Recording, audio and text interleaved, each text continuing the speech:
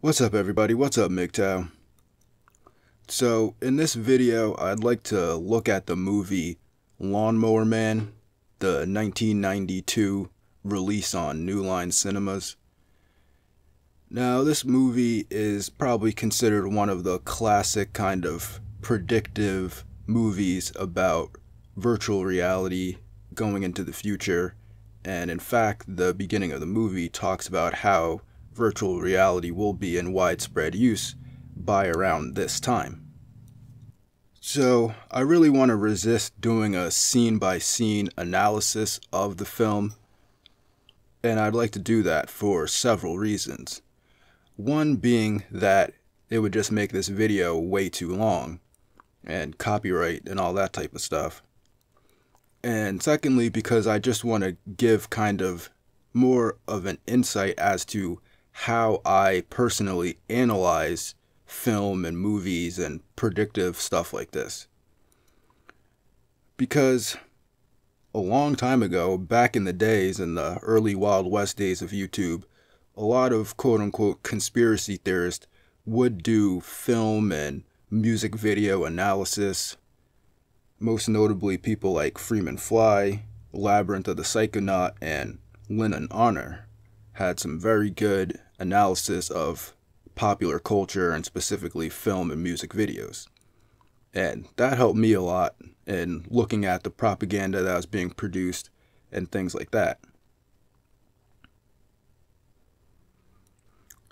And also, I think that this film might be interesting to people in MGTOW, especially since the way that the laws are set up and the prospect of moving back to a time where men have more authority over the relationship, or just any type of fair treatment when it comes to the interaction between men and women, is kind of gone. So things like virtual reality, artificial wombs, and things like that are genuine prospects for moving to the future. And I think that it's only fair that men should be allowed to explore these options without shame or, guilt, or anybody politically trying to stop them from doing such things. Which we can see that, especially when it comes to things like sex dolls and the artificial womb, there's definitely a lot of political resistance towards men having access to these things, while at the same time women are claiming that they want equality for everyone except for men, because men's reproductive access is extremely limited, and men's, access to female, I guess you could say, virtues or things like that are extremely limited. And if men can receive these things in a virtual way, then I see no problem with that. Now, saying that, it's interesting that people within MGTOW seem to think that they've come to these conclusions on their own, when in fact we can see that even much earlier than 1992, people were pushing for virtual realities, and some of the people, most notably Terrence McKenna, who is a strong proponent of virtual reality, was also a strong proponent of male disposability. Now, I'm not sure if I can find the clip, but there was a lecture that I was listening to from Terrence McKenna where he said that basically patriarchy is the worst thing on earth, and that the best thing to do would be to kill 2/3 of men. And so to me, the fact that in combination with him also being one of the leading proponents in the 20th century of virtual reality and nootropic drugs, that it's very coincidental that, these things kind of go together. Men going into virtual reality instead of interacting with real women, this guy pushing for, the killing off of or culling of 2/3 of the population of men, and the use of nootropic drugs, which do kind of come into play in this film.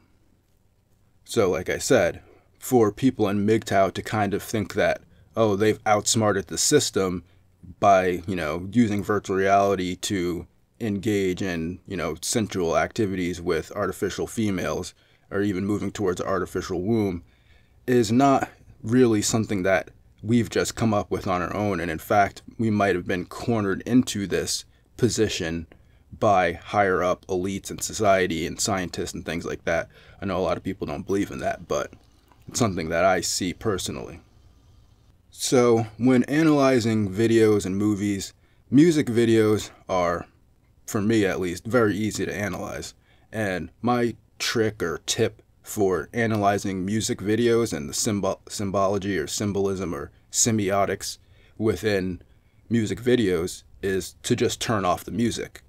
Turn off the music on the music video and watch the music video without sound, and you will see a completely different video than when you're also listening to the music in sync with the video. Pretty simple.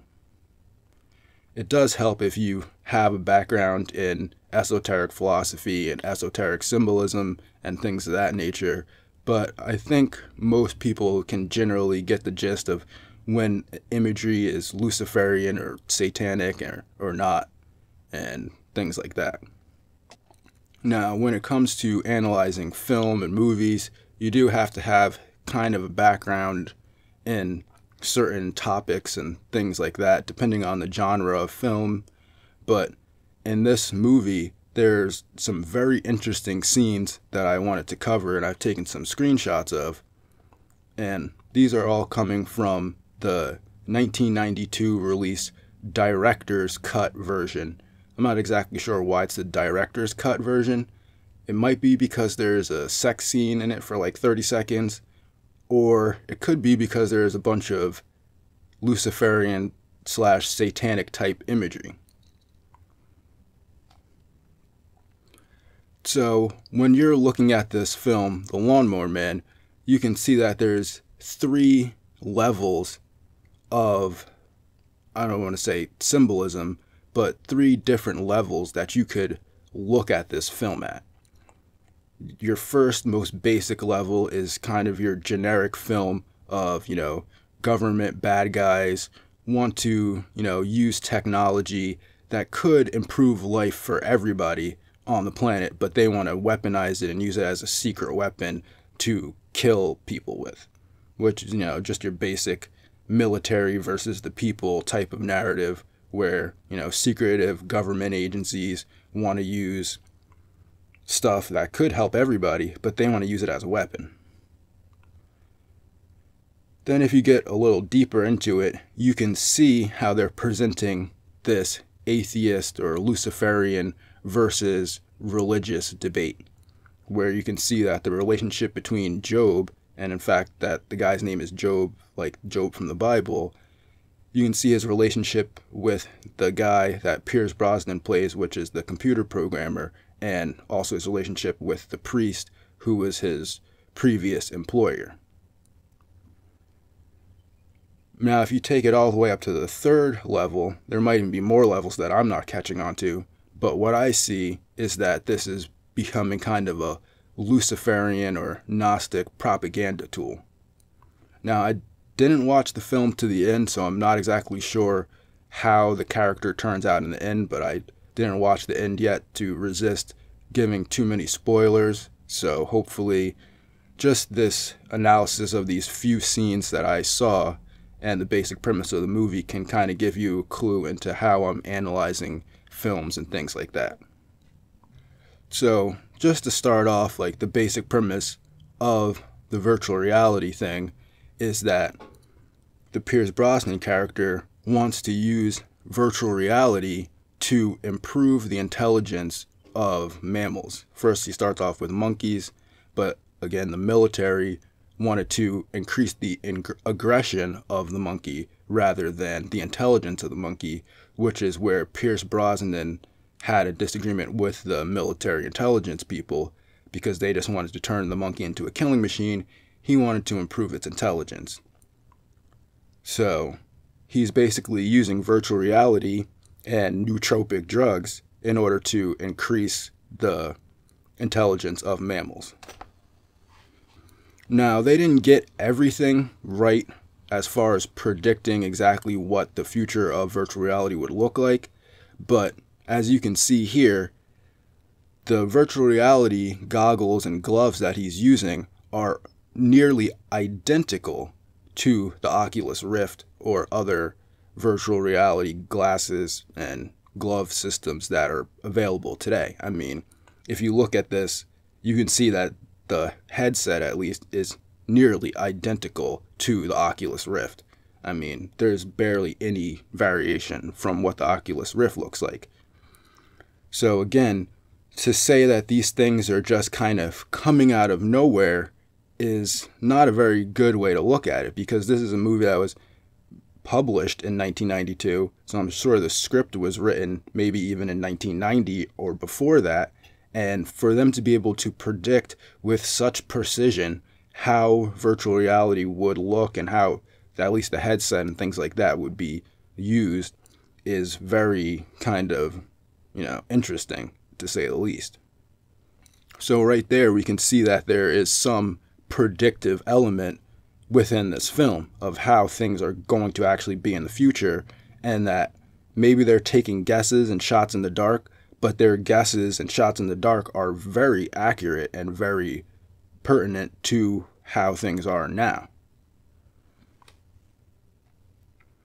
Now, in a later scene in the film, we can see that the main character, Job, uses what would be something akin to either like Wikipedia or Google, possibly even YouTube, to learn tons and tons and tons of information while he's on these nootropic drugs, which increases his intelligence by a lot.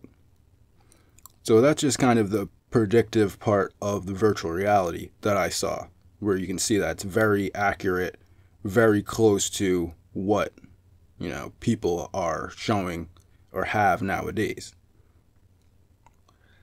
So when we look at the kind of atheist versus religious argument, we can see a few scenes that I'll show some screenshots of, but there's some interesting imagery. For one, we see this ladder scene.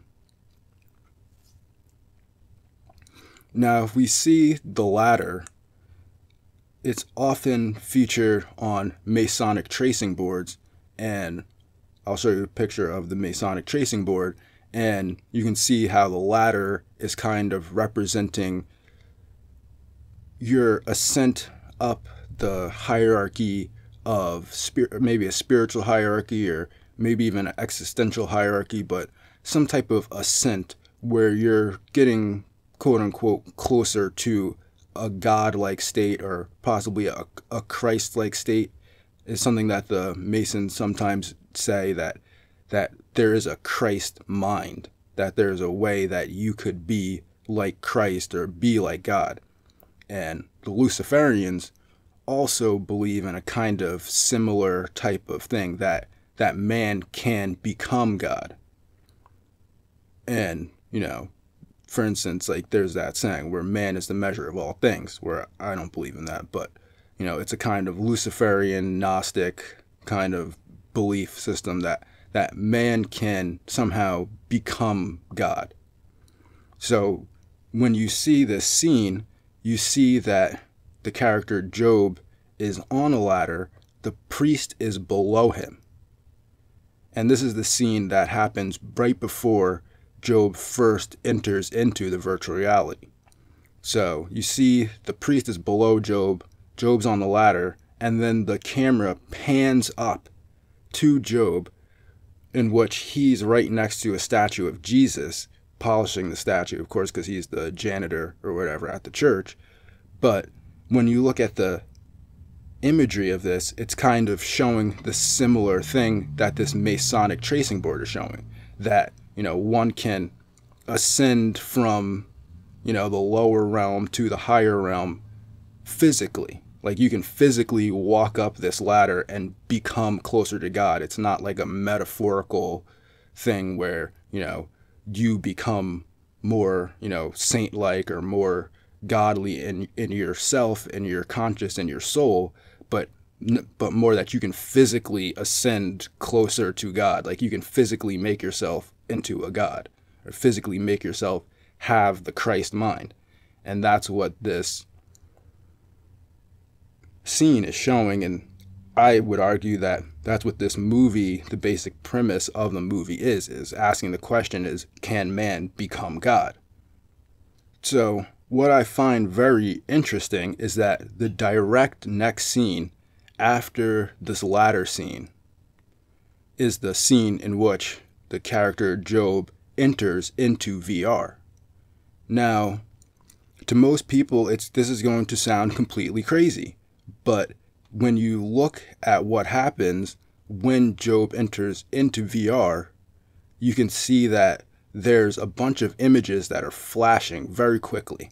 Now, I would categorize these images as subliminal because while I was trying to take the screenshots, even while I had the video playing at 0.25 speed, it was very difficult for me to pause the screen on each image as it was flashing because the images were flashing so quickly that even on 0.25 speed, it was hard for me to pause on each individual image and catch it. So to me, I mean, it's not subliminal in the way where it's so fast that you can't see it at all, but I mean, the speed at which it's flashing is not enough for your conscious mind to really take in each and every image and concentrate on it. So I would classify that as a subliminal.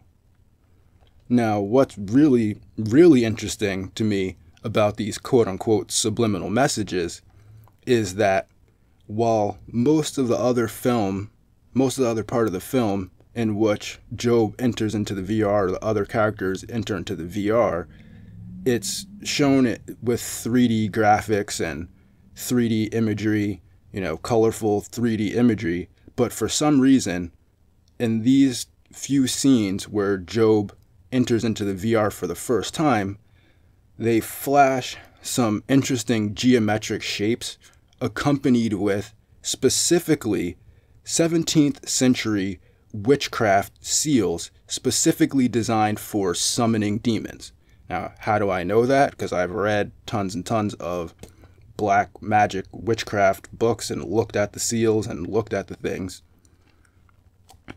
So, as you can see in these images, we can see that there's a collection of Hebrew letters, Hebrew images like the Star of David, and also some other symbols, some astrological symbols, and some other occult symbols from basically 17th century witchcraft type of books.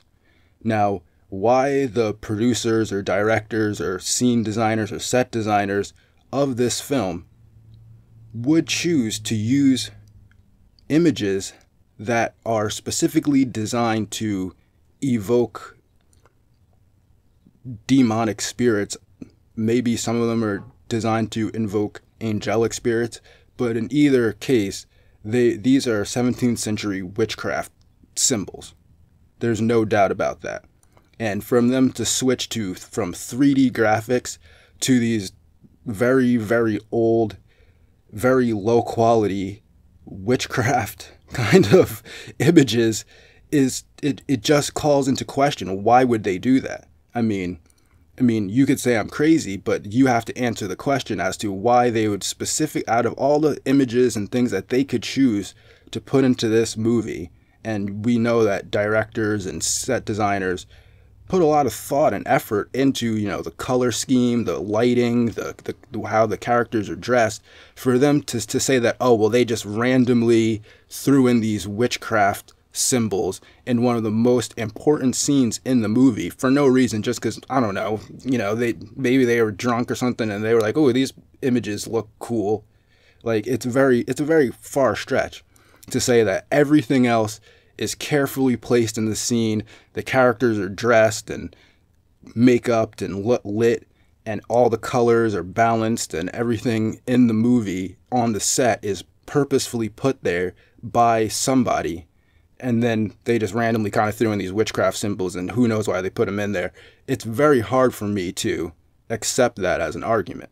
And so for me, it seems as though these witchcraft symbols, in a subliminal way, were purposefully put in a part of the movie in which it's showing that this character is going to be transformed into something intelligent or more intelligent.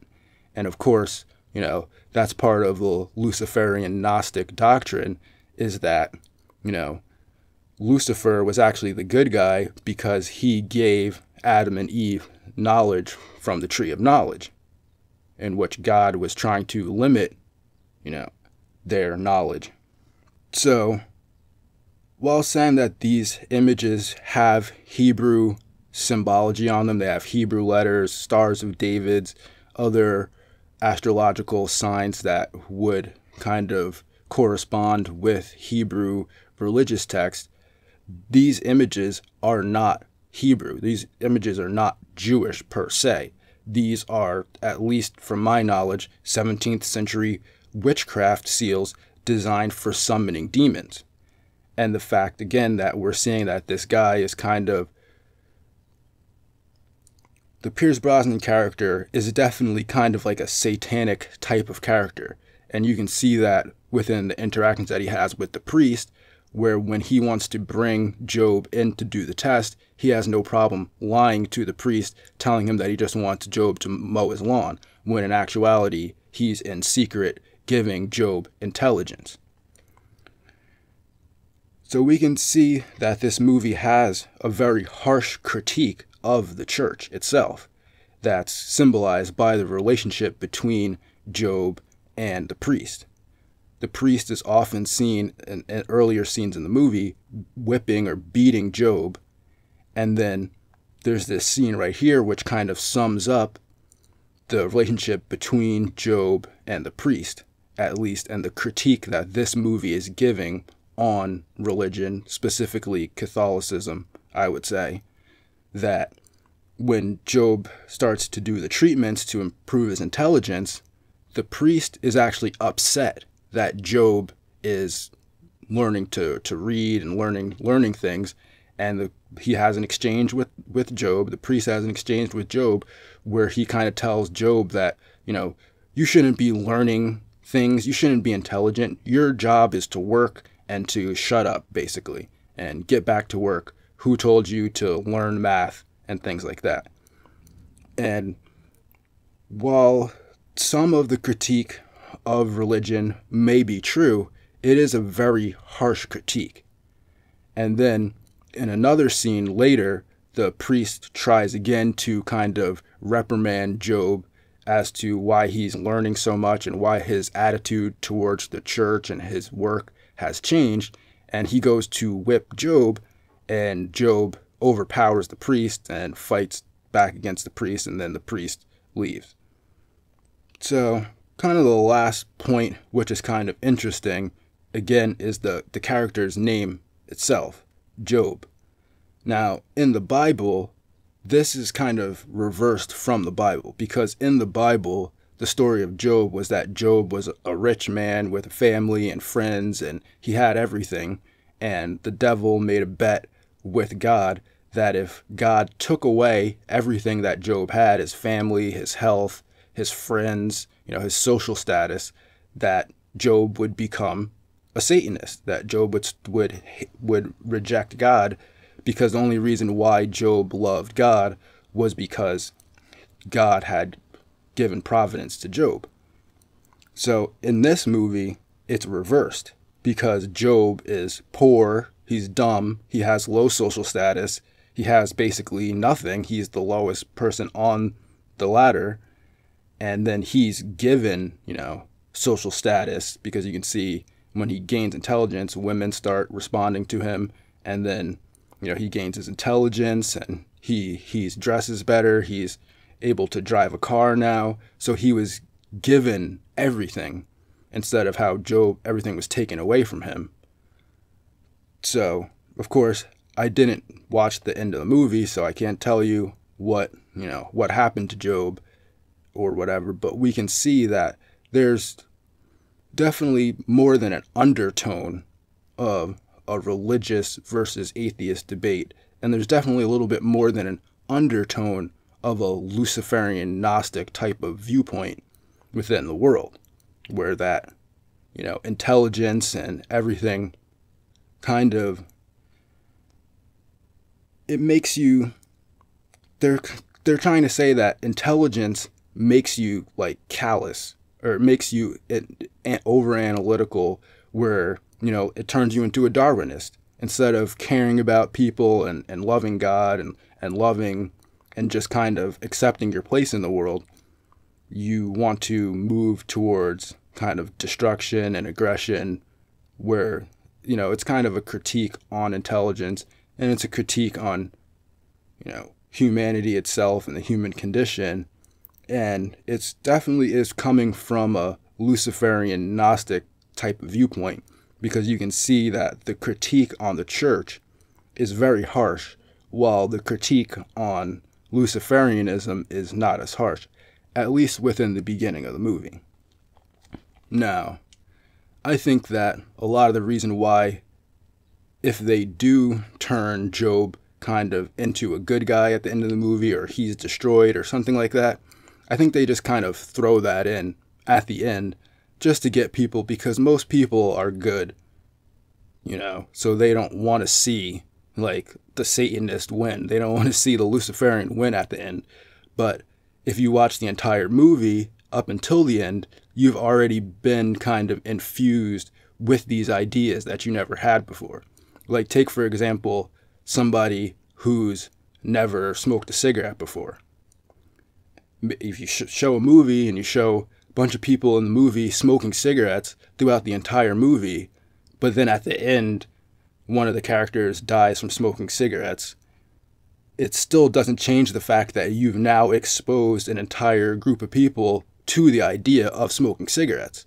Regardless of what happens to the character at the end of the movie, these ideas are now presented, and this propaganda is now presented.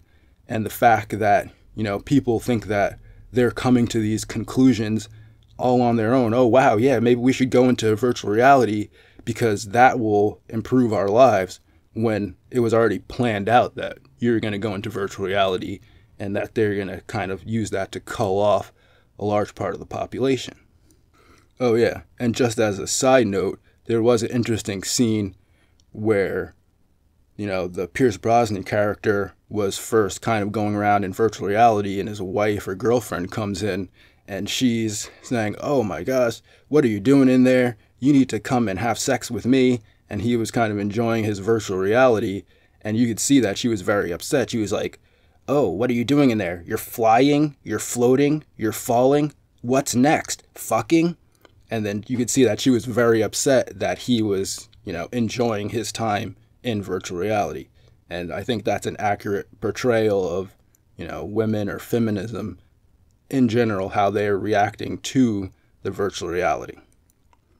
So like I said, I think that it could help, virtual reality could help a lot of men, but we also need to be cautious that if we think that we've just come up with this, oh, MGTOW or whoever has just come up with this idea to go into virtual reality to replace women and replace other activities in life, it does kind of seem that this was pre-planned specifically for our generation, and it's not something that we just kind of came up with on our own.